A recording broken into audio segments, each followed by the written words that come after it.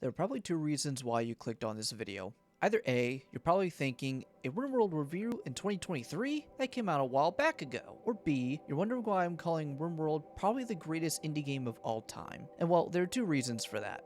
For one, I just wanted to use an extreme title to get your views, but two, RimWorld really is one of the most fun experiences I've had in a long time. Prior to RimWorld, I can't recall if I've ever played a colony sim game, nor do I think there are many out there, but RimWorld does it so well. And typically I'm just not really a fan of 2D games, and it's not that there's anything wrong with 2D games, nor are they bad in any way, but they're usually just not my cup of tea. But the simplistic 2D design of RimWorld makes the game feel a lot less confusing and overwhelming, and more than likely made the game a hell of a lot easier to make too. Hello Patriots, I hope you're doing well, and today I'll be going over why RimWorld is probably the greatest indie game of all time.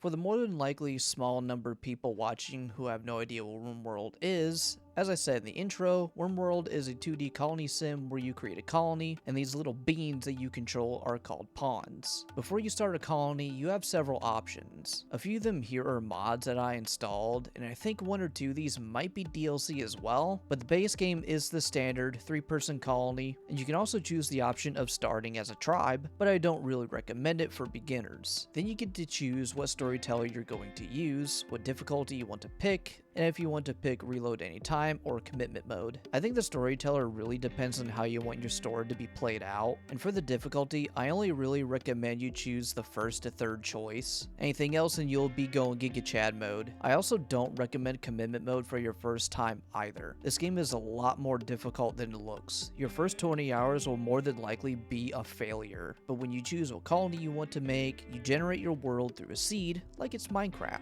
Then you choose what location you want to settle in, then you make your pawns. By default, you can't choose the skills and the design of your pawns, but in the Prepare Carefully mod, you can. Then once you make your pawns, you'll land on wherever you chose to settle, then the game starts from there. The game actually requires very little control from you personally, because you mainly act as a god controlling these pawns. When you set them to do a certain task, they'll just do it on their own, requiring very little control over what they actually do. Of course, the game gives you plenty of options for taking control over your pawns by allowing you to set schedules, set what their tasks are going to be, putting them in draft mode when there's combat. The game gives you so many options without requiring you to constantly micromanage everything one pawn does. Now, whenever there is combat, there can be a bit of micromanaging, but that only really depends on how big your colony is. However, though, the game never feels too overwhelming when it comes to the combat. It's just as simple as draft your pawns, click where you want them to go, they'll go there, and they'll shoot anything they see. RimWorld has an end game as well. I could be wrong, but I'm pretty sure the vanilla ending of the game is only by leaving the planet from a spaceship. I tried getting to the end game during my playthrough for this video, but not only was it difficult, it also takes a really long time to get there too. Eventually the game just reached that peak of difficulty where it just felt like my colony could not keep up, so I just gave up and decided to make this video. I want to talk about the DLCs real quick, and the reason behind that is because the DLCs tie in with a lot of the main game. RimWorld's DLCs aren't like most DLCs where they're just extra bits of content that you can get a couple of hours worth of play on. No, RimWorld does it differently. RimWorld's DLCs are more like new mechanics that get added to the game. Now, you don't need the DLCs to enjoy the game. The base game has enough to warrant a playthrough on its own, but RimWorld is the one game that I do recommend mods for your playthrough, even if it's your first. But I'll talk about the mods later. There are 3 DLCs this game has to offer. There is Royalty, Ideology, and the most recent one, Biotech. Each one of these DLCs adds a new set of mechanics. I'll talk about Royalty first since it's one of the least necessary DLCs in my opinion. Well, Royalty adds Royalty factions, Royalty clothing for your pawns, and if I'm correct, a different ending to your game? I never really dabbled into the Royalty DLC much, mainly because it's a lot to go through. I think you have to follow quest lines that set you up to become Royalty, but I don't really want to say much about it because I don't want to say anything incorrect. But the 2 DLCs I can talk about is Ideology and Biotech. Ideology adds religion to your game, and each set of beliefs are called memes. And there is a hierarchy of memes that have an impact on your colonist. There's low impact, medium impact, and high impact memes. The low and medium impact are basically what it sounds like. They have very little impact on your pawns and their happiness. But high impact can make the difference of your colony being happy and going into a mental breakdown. I don't really recommend you dabble much into ideology on your first playthrough, but if you do, the ideology system adds a ton of not only replay value, but a lot of roleplay value as well. In my playthrough for this video, I made a tech-based colony where they desire getting augments like their characters out of Cyberpunk, which brings me to talk about the Biotech DLC. The Biotech DLC, just like ideology, adds a lot of replayability and roleplay as well. And the cool thing is you can use these two DLCs and do like what I did and make a tech-based colony. And even if you don't want to make a tech-based colony, Biotech adds a bunch of roleplay elements by adding different races of people, which are called xenotypes. There's a bunch of different xenotypes. You have your normal human xenotype, which are called baseliners, but then there's more. You got pig people, imp-like people, weird Star Wars looking aliens, Neanderthals, and there's so much more I'm probably missing too. And when you combine all three of these DLCs, you get an almost infinite replay value along with nearly infinite roleplay value as well. I think it's the Biotech DLC that adds a mechanic called psycasting. Psycasting is a superpower that gives your character psychic powers that can allow you to go through a skill tree and build your character to use certain psychic powers. Psycasting is super fun and you can build a very OP pawn from it too. And as I mentioned earlier with mods, modding has so much replay and roleplay value as well. There's plenty of mods that add new technologies and xenotypes, and not only that, but there's literally thousands of mods that add new content. Things like quality of life mods and so much more. And as I said before, RimWorld is the one game that I'd actually recommend you play your first playthrough with mods. Don't get me wrong,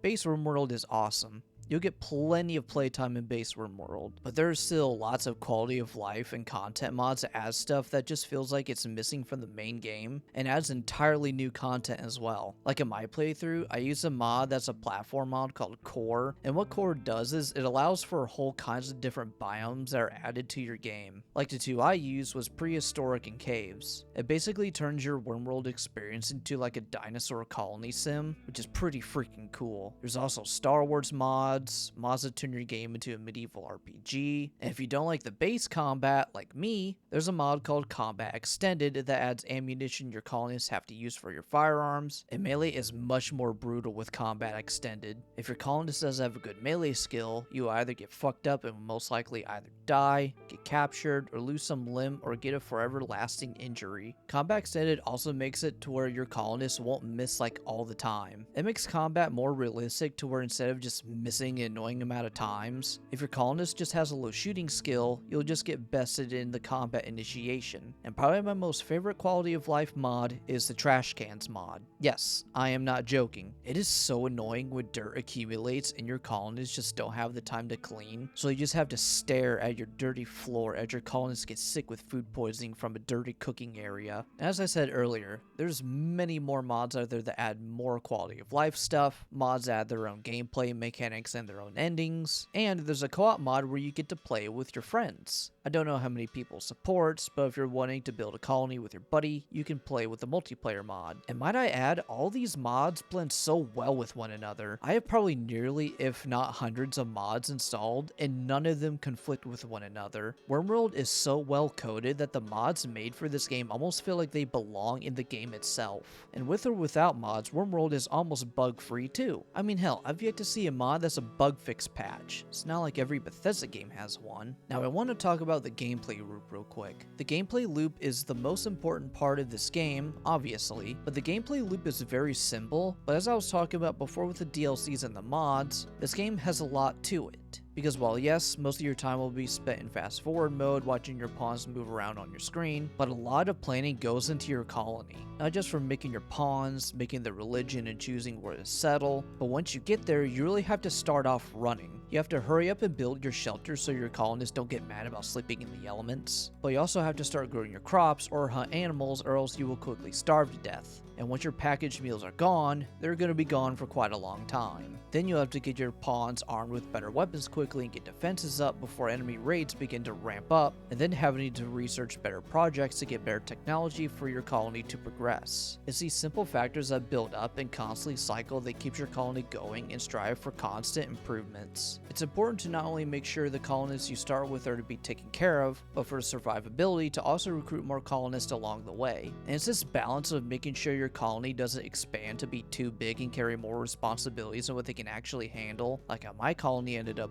unfortunately, but to also make sure your colony doesn't expand to be too big where your natural resources end up not being able to keep up with your expansion. Once you get further into the tech tree, you'll unlock the ability to craft a valuable resource that makes all of your technology called component. Now, if you want my advice, I recommend you choose a tile that has either small or large hills, or mountains if you're really feeling secluded, but choosing to live in a small or large hills environment will grant you lots of resources that will last you for a long time. But even still, I cannot describe how fun this game is, despite the fact that you control very minimal amounts of what's actually going on with your pawns. Instead of manually taking over control of your pawns, you really just more or less set up your pawns to commit certain tasks, whether that be building, crafting, researching. The only time where you have to manually take control of your pawns is during combat, but if you manage to set up automated defenses, then you'll most likely be able to rely on those to do most of the work for you. When it comes to progression, I think the best way how far you can tell your colony has progressed is through the tech tree. The tech tree is very large. And surprisingly, a lot of these technologies in the tech tree you will more likely use for your colony too.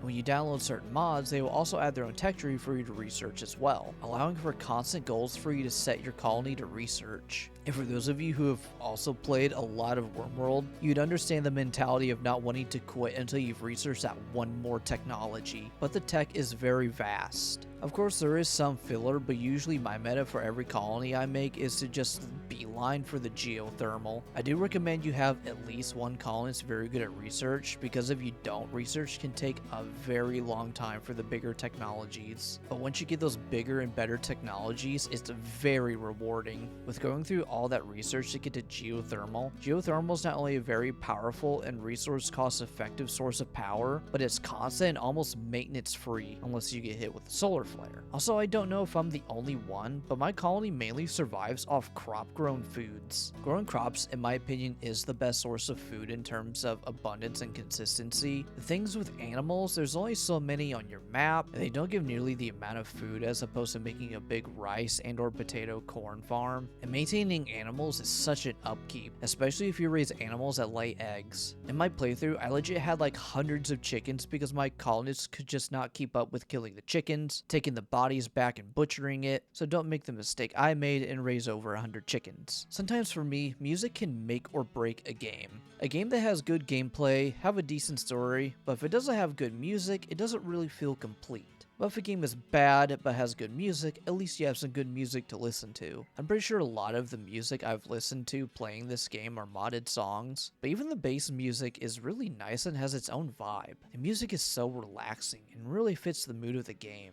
And when you're sitting in your chair, watching your pawns do the work and the music kicks in, everything feels just fine.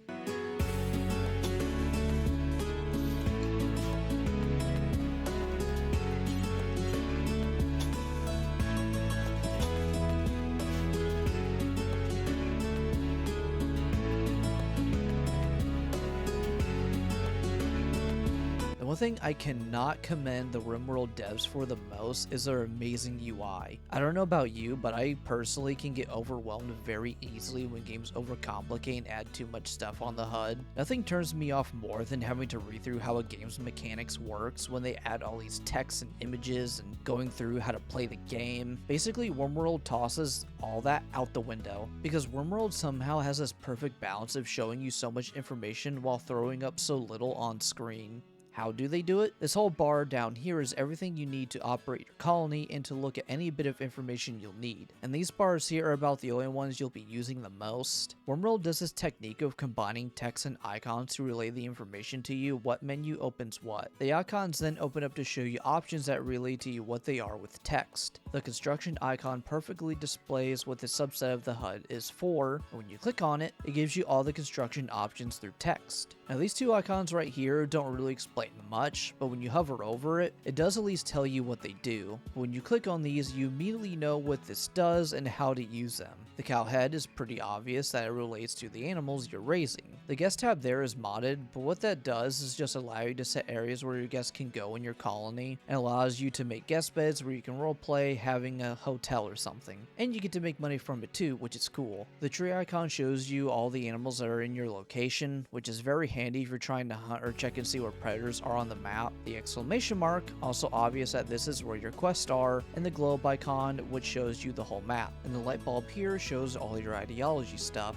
and this Colosseum icon shows all the related factions that you know on the map. And this icon here is from a mod that allows you to manually set what medications your colonists will use on what disease, how far it's manifested, and who or what your colonists will use a certain type of medication on. I really recommend this mod, and if I remembered the name of it, I'll throw it up on screen. Mods, gameplay loop, music. I could go on and on about how good RimWorld is, but for those of you who've played, you already know how good this game is, and for those of you who have not played this game and are looking to get into it, I don't want to spoil you too much on the experience of RimWorld, but RimWorld is one of the most fun indie games I've played in a long time, and its replay value is what always brings me back from time to time. I've yet to get to the end game, but hopefully one day I can overcome that skill issue, get the satisfaction of finally leaving the planet, and leaving all those losers behind on the planet. Anyway, that's all I got for this RimWorld video. I hope you guys enjoyed this video. I cannot begin to tell you the amount of frustration I went through making this video with the colony I played for this video. I swear to God, for the longest time, my colony was in this constant cycle, feeling like I'm making progress, to then only feel like I'm taking several steps back again because my colony would get attacked by raiders or manhunting animals.